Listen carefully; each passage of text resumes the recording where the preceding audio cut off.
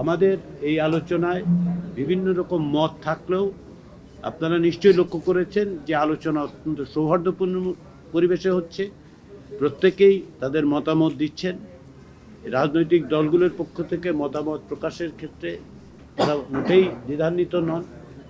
প্রত্যেকেই অন্যদের মতের প্রতি শ্রদ্ধাশীল থাকছেন এবং আলাপ আলোচনার মধ্য দিয়ে ভিন্ন মত প্রকাশ করছেন। আমরা আশা করছি সেটা অবশ্যই অব্যাহত থাকবে এবং আমরা আগামী সপ্তাহে আরও কিছু বিষয়ে একমত হওয়ার জায়গায় তৈরি হতে পারবো। যেমন আজকে আমরা এটা এক জায়গায় এসেছি যে রাষ্ট্রপতি নির্বাচনের যে পদ্ধতি আছে সেই পদ্ধতি পরিবর্তন করা প্রয়োজন। প্রায় প্রত্যেক অংশগ্রহণকারী আমাদেরকে স্মরণ করিয়ে দেন যে এর সঙ্গে যেহেতু দ্বিকক্ষ বিশিষ্ট পার্লামেন্টের প্রশ্নটি জড়িত, অর্থাৎ রাষ্ট্রপতি কিভাবে নির্বাচিত হবেন সেটা অনেকের ক্ষেত্রেই দলগতভাবে যে সিদ্ধান্ত সেটা নির্ভর করছে যে উচ্চকক্ষ তৈরি হবে কিনা, হলে কিভাবে হবে। সেই বিবেচনার থেকেই আমরা আলোচনায় দ্বিকক্ষ বিশিষ্ট পার্লামেন্টের কথা নিয়ে আলোচনা করেছি।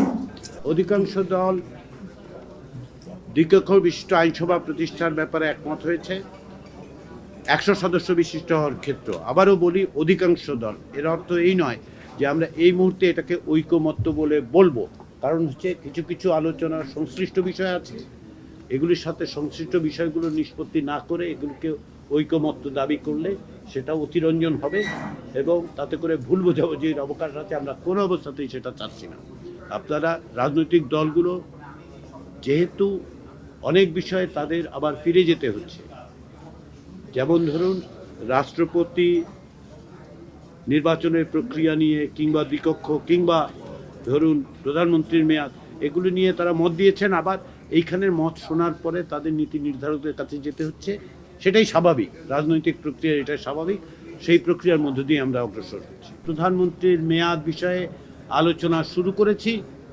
এখানে 2 মেয়াদের বেশি প্রধানমন্ত্রী একই ব্যক্তি থাকতে পারবেন না, সেই প্রস্তাব নিয়ে আলোচনা হয়েছে। কয়েকটি দলের পক্ষ থেকে এই প্রস্তাব এসছে যে এটা 2 মেয়াদের পরে আবার কি হবে, অর্থাৎ 2 মেয়াদের পরে 1 বা 2 মেয়াদ বাদ দিয়ে আবার তিনি প্রধানমন্ত্রী হতে পারবেন কিনা সেটি বিবেচনায় করার জন্য এসেছে এবং অন্যান্য আরও কিছু প্রস্তাব আছে। আমরা এগুলি আলোচনা অব্যাহত রাখব। আমরা আশাবাদী যে অনেক বিষয়ে আমরা এক জায়গায় আসতে পারবো। যেগুলো একমত হতে পারবো না, যেটা আমি আগেও বলেছি, যদি আমরা দেখি যে কিছু বিষয়ে একমত হওয়া যাচ্ছে না, সেগুলো আমরা উল্লেখ করব স্বচ্ছতার সাথে যে এই সমস্ত বিষয় আলোচিত হয়েছে কিন্তু আলোচনায় একমত হওয়া যায়নি। সব বিষয়ে হওয়া যাবে আমরা মনে করি না, এটা একটা অসম্ভব প্রত্যাশা হবে। হলে ভালো হতো, কিন্তু হবে না এটা আমরা জানি। বাস্তবতার বিবেচনায় আমরা মনে করি যে অধিকাংশ বিষয়ে বা গুরুত্বপূর্ণ বিষয়ে আমরা একমতের জায়গায় আসতে পারব।